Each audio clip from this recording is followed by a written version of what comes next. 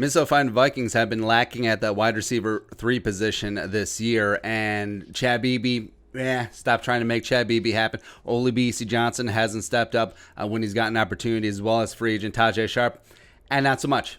Not so much. And you should be looking to improve your roster at every single step of the calendar. So enter one, Kenny Stills, as the Houston Texans parted ways with the veteran wide receiver on Friday. Stills had been inactive on Thursday in the Houston Texans beatdown of the Lions on Thanksgiving. So, I don't think this was punitive. I think Stills saw his role in the offense declining and likely wanted to try and find a new team to finish out the season, maybe even get into the playoffs.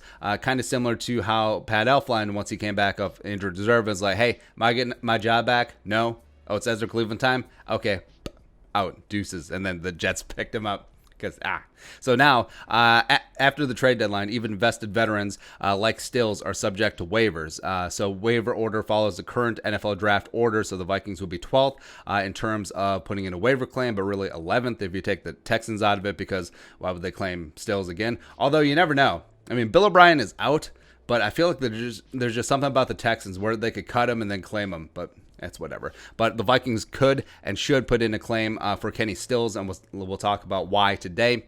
So Kenny Stills, 28 years young, 6'1", 202, former 4-star recruit coming out of Carlsbad, California. Now his dad, Ken Stills, played safety for the Vikings in 1990. Back in the day. After 5 seasons with the Packers, also he was a Badger, but we won't hold that against him. So Kenny was actually born in Eden Prairie. # one of us. So it's about time you bring a wide receiver who was born here back home. If it can't be Fitz, may as well be Kenny Stills. And Stills took his talents to University of Oklahoma, Bob Stoops and company. Junior year, 2012, put up 82 catches, 969 yards receiving, nice, as well as 11 touchdowns on the 10-3 Sooners, catching all the balls from Landry Jones for some reason. Cool. Combine-wise, so pretty phenomenal. Straight line speed, 4.38, one of the best in the combine that year for receivers. But the explosion, the change of direction, not really there, and that does show up. Where route running was a little sloppy, it hasn't really gotten together, but he certainly is still that vertical threat. Hence why he was a 5th-round pick of the Saints in 2013. Would have gone a lot higher if he had tested better. He still had pretty solid numbers in college, but did work his way up to be wide receiver 3 in NOLA, and then in his second year put up a career high 63 catches, 931 yards receiving, and 3 touchdowns, plus had his highest PFF season of his career at 78.4.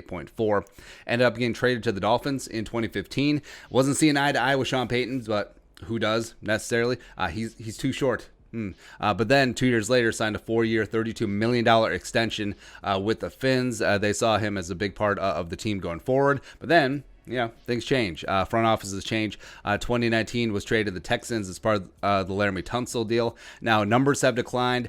He hasn't even been a full-time starter much the last 2 years, only 5 starts over the last 2 seasons. And then this year, played in 10 games, started none of them. Has only 11 catches, a $144, and 1 touchdown this season. Now, it is important to note that the 1 touchdown was against the Vikings, week 4, the whole busted coverage with Georgia Loca. But so never sleep on the, hey, this guy played well against us scouting. That's exactly how we got Greg Jennings. That's exactly how we got Mike Wallace back in the day, too.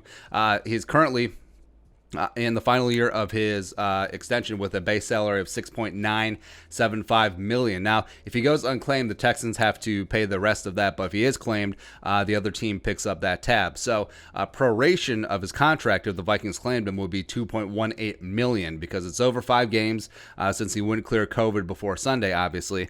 So he'd be looking at the final 5 games of the season. The Vikings currently have $4.555 million in cap space. So the question is, why claim him? Why shell out $2 million and use a waiver claim on him? So Kenny Stills is only 28. Obviously, still has some value as a deep threat. Was lost in the shuffle in Houston with Will Fuller and Brandon Cooks. It's whatever.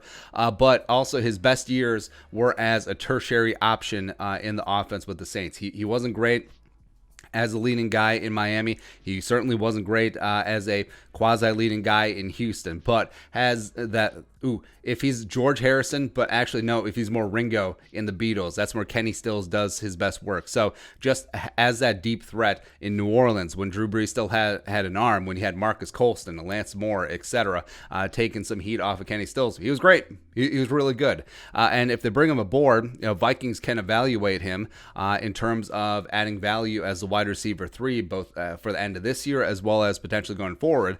And if he's a good fit, you have the inside track to re-sign him, probably to a minimal deal. I don't think he's getting even close to what he got from the Dolphins in next cycle of free agency.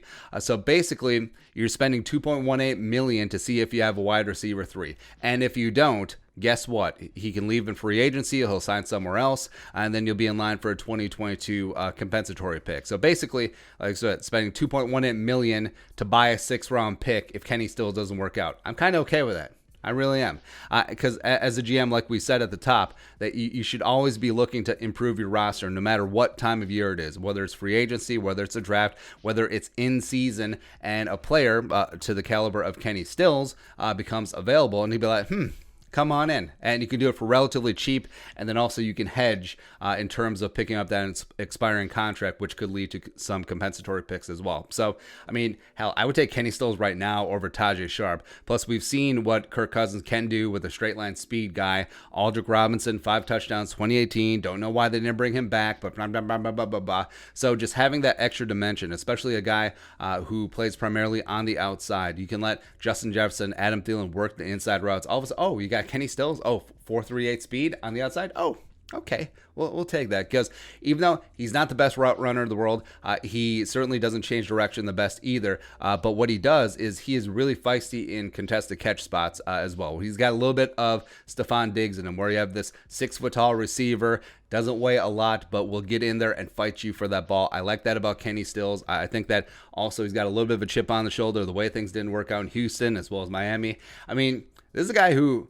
This is the first time he's ever been cut, even though he probably asked to be cut. But he's just been traded around the league. It's just like, how come they don't want me, man? Yeah, well, come on in. Minnesota. I think it would be worth to put a claim in on the former Houston Texans speedster wide receiver. But your thoughts? Kenny Stills, waivers, let us know in the comment section below. Subscribe for daily Vikings takes. Want to support that work? Pull some of the Venmo. But until next time, Skol, production value.